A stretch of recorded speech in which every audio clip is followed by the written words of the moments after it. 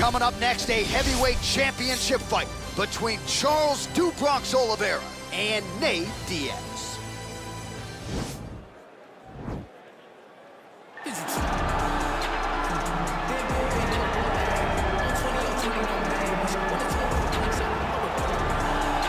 Well, enjoy him while he's here, folks, because you never know if this will be the last time we see Nate Diaz in the UFC. With a fan base really as big as any fighter in the sport, Diaz is back tonight, and we're glad to see him. Stockton, stand up. This guy has a cult following. He is one of the most interesting guys in the UFC because he has this sense that he really doesn't care to be here, but he still got 100,000 ladies. You ready?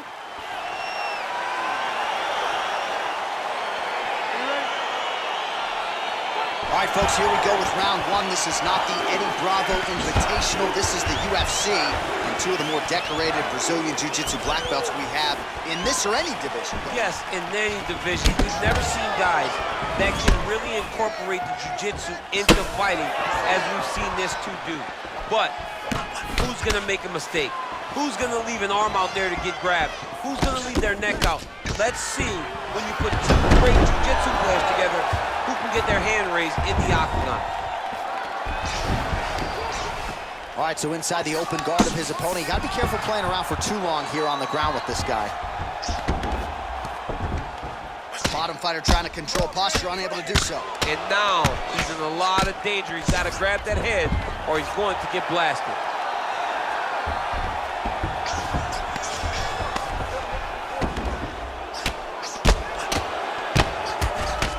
Oh, look at him jumping in to try to get the finish.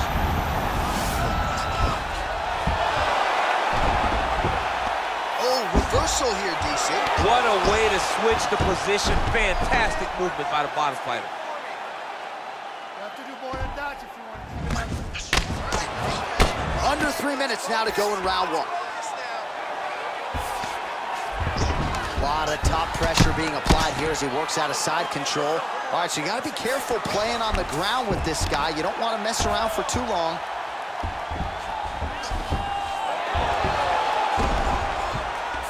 How about the speed on that reversal there? I mean, I know you can get out of some bad spots, but not with that type of speed. You cannot allow him to get leverage on the bottom. What a sweep.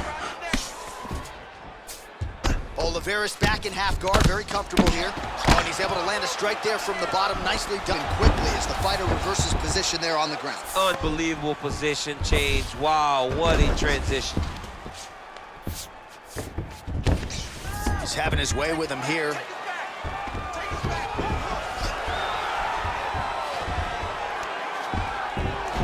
And they both stand up. Nice leg kick. So just over 20 total strikes have landed for Charles Oliveira. Effective punch there by Oliveira. Well, now if you're the opponent, you really got to be careful.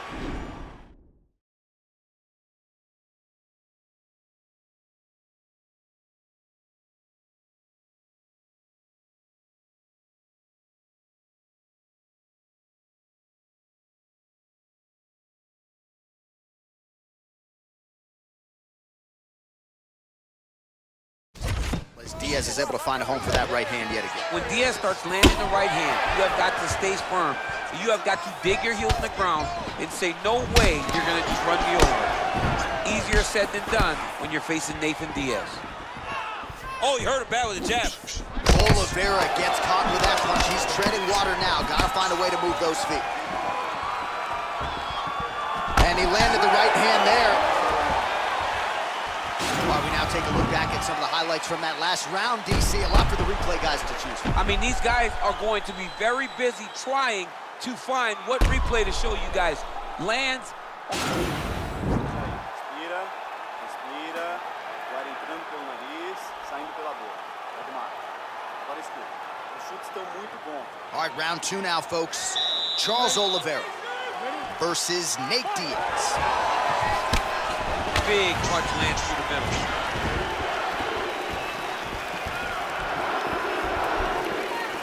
Oliveira's hook shot is swapped. Saw that coming from a mile away. Oh, that'll ring your bell. Head kick.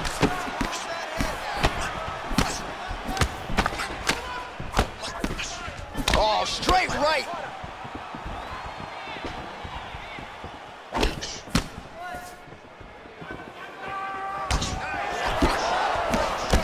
Total strikes have already landed for Charles Oliveira. And if you care at home, the accuracy rate now 53% against Nate Diaz.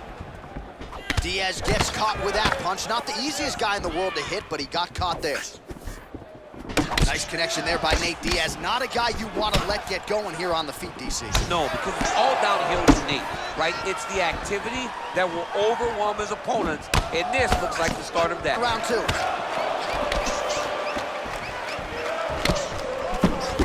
All right, so a nice job there defensively to raise the guard and prevent. Oh! Just misses with the straight left hand.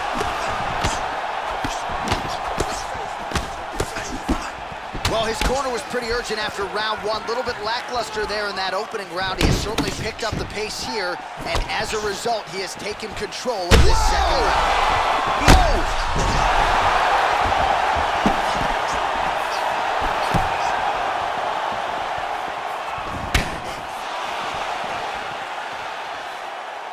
Under 2 minutes to go in the round. Oh, straight right.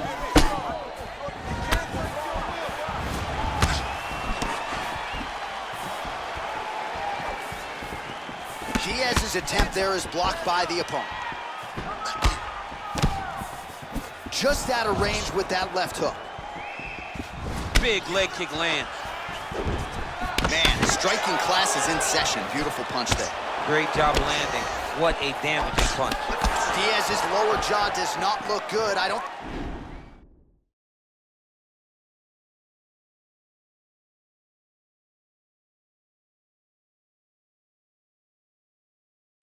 think it's broken, but starting to show some obvious signs of swelling. That was a thudding leg kick. Just out of the range with that right hand. You can really limit the mobility of your opponent with those leg kicks. Able to check the high kick.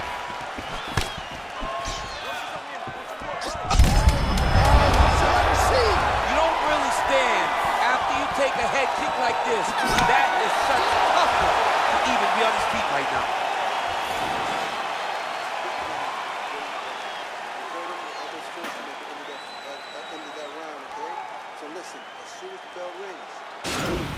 So the crowd voicing its appreciation after that round. We had a knockdown courtesy of a punch midway through. DC, here's your highlight. It was straight. He threw him in combination and landed that big punch that really did hurt his opponent. Lesser men would have been done. He's got a tough guy in front of him. He will have to go back to this again. He will have to get back to this action if he wants to get the desired finish.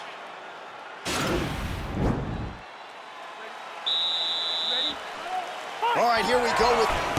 Well, we'll see if he can turn this defense into offense, but he's doing a great job blocking shots here tonight. As of right now, he's thinking more defensively, and he's doing a great job of not taking any damage. Oh! Dude's hurt. Serve him up. Go get him.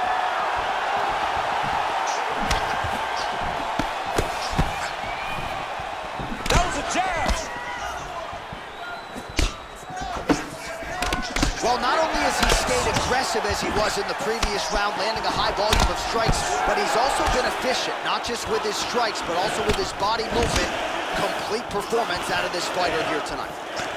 So unofficially, 63 total strikes have landed for Charles Oliveira. And striking at a 40% clip tonight thus far against Nate Diaz. Big punch lands over the top. How's he gonna follow this one up? Punches blocked. Swing and a miss with that punch. Man. He needs to stop. He's hurt bad. He's hurt bad, Josh. He's got to press him. He's got to go chase that finish down now.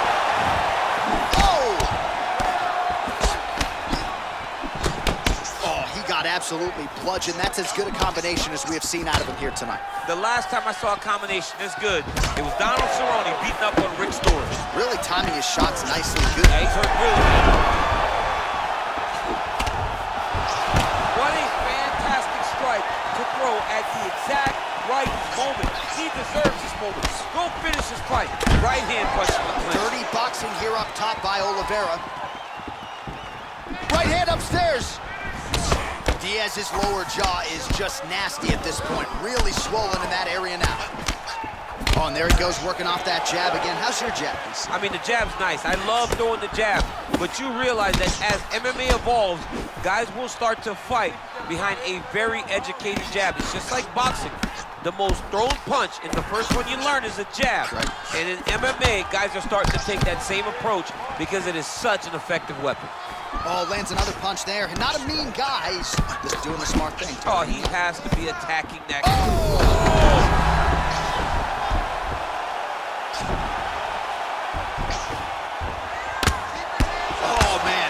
Ground and pound is good. Probably my favorite striking realm in MMA, and he's as good as it gets.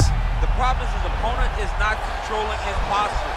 He's allowing his opponent to get up, and when he does, he creates this space to land these beautiful ground and pound combinations. The Kimura is not the only. He actually goes to an omoplata. Great pressure going forward. Brilliant submission defense there.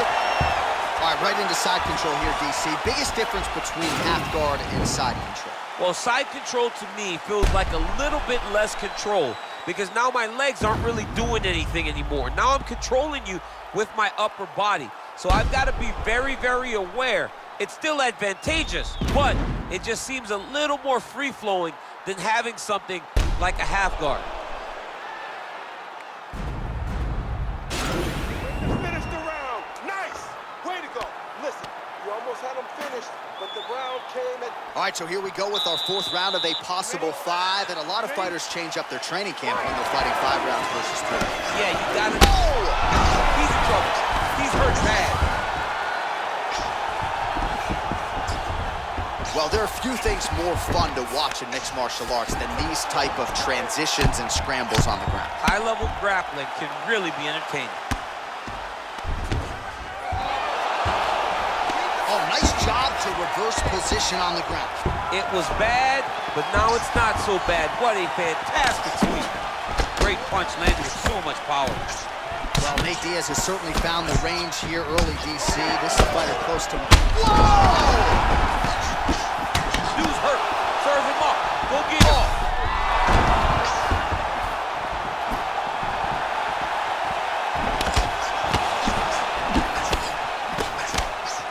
Well, he's doing a nice job here blocking these shots. The chin is tucked, the hands are high. Pretty good job defensively thus far. Great job defensively. He's seeing everything. He needs to start looking to finish now because he's got his opponent hurt very bad.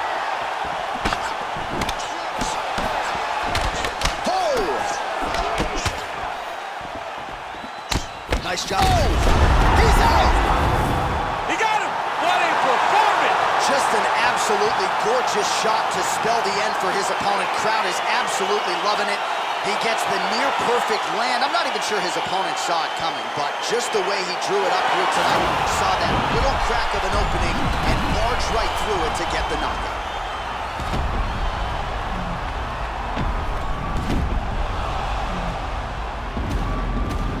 So the celebration is on for the UFC heavyweight champion of the world, the baddest man on the planet, and your winner, yes, by knockout here tonight. Ladies and gentlemen, referee Yves Levine has called a stop to this contest at 2 minutes for knockout.